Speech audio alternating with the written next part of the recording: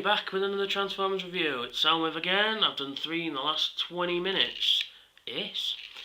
Sorry I talk a little bit fast. I've been trying to cut them down to under 10 minutes because usually I just prattle on in about 15-20 minutes. I'm not doing 2-part videos unless absolutely necessary. But yeah, straight on to the money, straight to business.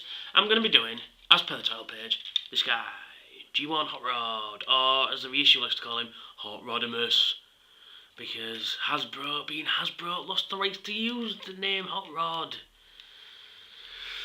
Hasbro, what you doing? I don't know. But yes, Hotrod. He comes into it in Transformers the movie, and he is the all-American boy. He, doesn't follow rules too closely. He's out for himself a little bit. He means well, he wants to be important, kind of a jock, I think, the kind of thing in an American high school movie. He'd be the quarterback of the football team, but kind of, wanting to win at all means, but means well, don't want to, he's not a criminal in any kind of way, anything like that, won't do anything that will hurt others intentionally, except get Optimus Prime killed. We won't go into that just now, but yeah, he's kind of hot-headed. He kind of rushes in where Angel's free to tread a little bit, and then sometimes he gets a little bit overwhelmed, and it's up to Cup that usually comes to his rescue, and he's one of these that doesn't want to hear Cup's stories, he's like, well, I'm going to do it my way regardless of what you say, and what else? Let's have a look. He's very impulsive. In Transformers the movie, though, he gets paired up with Daniel and they go fishing. I don't even know what that's about. And then eventually, as we all know, at the end of the movie, he becomes Rodimus Prime. Now, the Rodimus Prime figure is a little bit shit.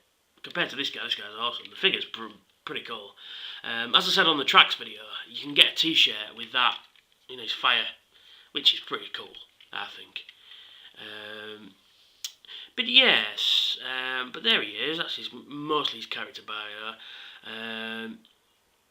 It comes with 2 huge weapons, photon lasers. What are they? They are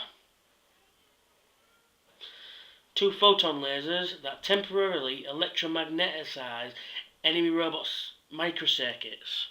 Well, there you go. But, yeah, and the fit into their Target Master style. He does become a Target Master with, I think it is, let me just check, I'm sure it is, where is it? Target Master Hotrod, I'm sure it is Fireball, but I'll just check. Come on, you twat. Sorry, my computer's about fucking 50 years old. Let's have a look. It is Fireball, and he transformed into electrostatic discharger rifle. So there you do. Now, this is the reissue from Toys R Us back in 2002. One of the first 3 they did, which was Hotrod, or Rodimus Major, Hotrod, Ultra Magnus and Optimus Prime. They were the first reissues they did, and then they've done subsequent ones. Now, this is the reissue, and I'm quite glad I've got this guy, because I had an original, and because there are several variations of this. He has metal feet, his darkest metal feet, and they're all filled in, which makes it quite nice. I don't know if you can see it on the camera, there you go. Whereas the original one I had plastic feet, and all that was hollowed out, so I'm quite happy with this. Yes, so I'll take him to robot mode. Quite easy transformation. Nothing too thingy. Legs down, feet out, click, arms out, twist at the elbows, head, flip up, very Seeker kind of fashion. His waist plate comes up like that. That fits into there quite nicely. And his telltale spoiler flips up at the back. Does one of those. And then you put his guns in.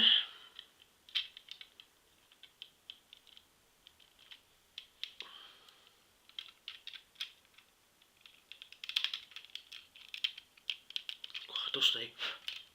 And there you go. Hotrod. In robot mode. Now, very good. Stands well. Stands very well against, especially if you've got all your G1ers next to each other. Taller than most. I mean, he's taller than. I think Cup's about the same size. He's taller than Trax though. He's a hell of a lot taller than Trax, and he's bigger than most. But looks good next to, say, all the other G1 characters, G1 Autobots. God, it's dusty on there. And just to digress, obviously, I found the best way to dust at Transformers. I went into Superdrug, which is, kind of like, does everything like toiletries, deodorant, shampoos, all that kind of stuff, makeup and that. And I went to the makeup aisle, and I bought one of them big fucking brushes that you do your, I don't know, what is it, fucking this bit. Blusher, there we go. Blusher brushes, because it's fat bit, and yes, I went in and asked for one, and I got some funny looks. But because the bristles are very, very fine, you can get it in to all the cracks and all the things. I should really do it, and it doesn't score the Transformers at all. It's really worth doing it, and because it's again a fine brush, you can get into all the cracks. So yes, my advice: go pick one of those up. Also, some clear nail varnish as well, because apparently clear nail varnish, if you just a light coating on, say, ball socket joints, will just stiff them up like that. I've not tried it yet. I do have some. I bought some last week. I haven't tried it yet. So, but anyway, yes, back onto the toy. Articulation. That's about it. To be perfectly honest, his arms do that, and his arms do that, and there you have it.